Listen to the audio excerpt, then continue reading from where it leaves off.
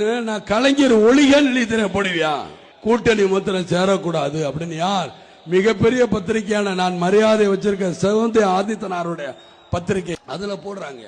நான் அதான் கேட்டு எங்களுக்கு தெரியாம விழுந்து போச்சுன்னு நான் கலைஞர் ஒளிகள் எழுதின போடுவியா அது மாத்திரம் போட மாட்டேங்கிறியே வருங்காலம் முதல்வரே எங்க ஆளுக எங்க கட்சிக்காரன் கொடுத்தா அதையும் போட மாட்டேன். ஆனா இதை மாத்திரம் எப்படியா போடுறேன்? என் கட்சிக்காரங்க பேரை கொடுத்தா காசு கொடுத்தா யார் வேணும் நானும் காசு கொடுக்கிறேன். கலைஞர் ஒளிகள் போடுங்களே ஏன் போட மாட்டீங்க? கலைஞர்கிட்ட ஒரே ஒரு கேள்விதான் கேட்பேன்.